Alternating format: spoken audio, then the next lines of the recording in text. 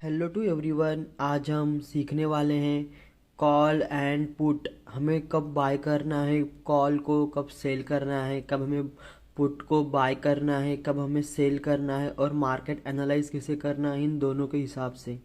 तो फिर हम बात करते हैं अपने फर्स्ट टॉपिक के ऊपर, जो है कॉल कब बाय करें और कब उसे सेल करें। अब चलते हैं डिटेल वीडियो में।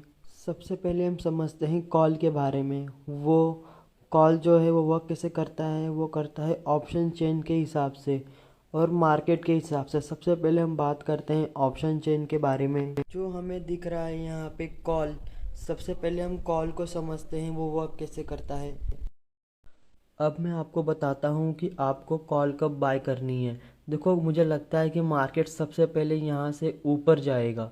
देखो, मैंने यहाँ पे एक स्ट्राइक प्राइस के हिसाब से मैंने बाय की 46,790 के आसपास है, और जितना ज़्यादा 46,800, 46,900, जितना ज़्यादा मार्केट ऊपर जाता रहेगा उतनी ही मेरी कॉल की जो वैल्यू है वो बढ़ती रहेगी। आप समझ गए कि आपको कॉल कब बाय करनी है। जब भी आपको लगता है कि मार्केट यहाँ से धीरे धीरे धीरे करके अब जाता रहेगा, तो फिर हमें वहाँ पे कॉल बाय करनी है। देखो, अगर मैं कॉल बाय करता, इसका मतलब है कि वे जैसे जैसे मार्केट अप जाता रहता वैसे वैसे मेरी कॉल की वैल्यू बढ़ती रहती।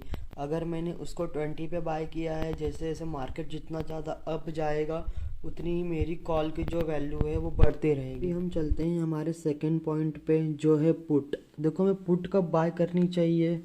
जब हमें लगता है कि मार्केट यहाँ से नीचे आएगा। अब मैं आपको बताता हूँ कि आपको कॉल कब बाय करनी है। देखो, मुझे लगता है कि मार्केट सबसे पहले यहाँ से ऊपर जाएगा। देखो, मैंने यहाँ पे एक स्ट्राइक प्राइस के हिसाब से मैंने बाय की 46,790 के आसपास है, और जितना ज़्यादा 46,800, 46,900, जितना ज़्यादा मार्केट ऊपर जाता रहेगा उतनी ही मेरी कॉल की जो वैल्यू है वो बढ़ती रहेगी। आप समझ गए कि आपको कॉल कब बाय करनी है। जब भी आपको लगता है कि मार्केट यहाँ से धीरे धीरे धीरे करके अब जाता रहेगा, तो फिर हमें वहाँ पे कॉल बाय करनी है।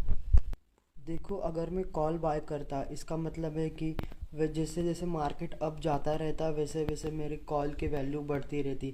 अगर मैंने उसको 20 पे बाय किया है, जैसे जैसे मार्केट जितना ज़्यादा अप जाएगा उतनी ही मेरी कॉल की जो वैल्यू है वो बढ़ती रहेगी। हम चलते हैं हमारे सेकंड पॉइंट पे, जो है पुट। देखो, हमें पुट कब बाय करनी चाहिए?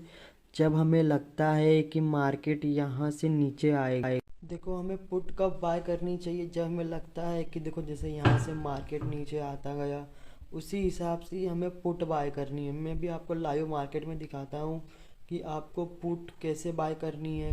ये देखो, पुट में आपको चार्ट पे दिखाता हूँ। देखो, यहाँ पर जैसे मार्केट गिरा है उसी हिसाब से हमें चलना है, क्योंकि जब भी मार्केट गिरेगा या फिर मार्केट अगर किसी जैसे से नीचे आता रहेगा तभी हमारे पुट की जो है वो प्राइस बढ़ते रहेगी। आप समझ गए? अगर मैंने यहाँ पे 20 का पुट लिया होता, जितने प्राइस पे ऊपर लिया होता, जैसे ही वो नीचे आता जाता वैसे ही मेरी जो प्राइस है पुट की वो बढ़ती रहती। देखो, आप ये समझ गए आपको कॉल कब बाय करनी है और पुट कब बाय करनी है। इसमें कंफ्यूज मत होना। आपको कॉल कब बाय करनी, जब आपको लगता है आपने जहाँ पे बाय किया है स्ट्राइक प्राइस पे और वहाँ से मार्केट ऊपर जाता रहे, तो फिर हमें बाय करना है कॉल। और हमें पुट कब बाय करना है? जब वो स्ट्राइक अगर आपने बाय किया है 19,000 और वहीं 19,700 जैसे से नीचे मार्केट आता रहेगा उसी प्राइस से, वैसे वैसे हमारी जो बढ़ती रहेगी।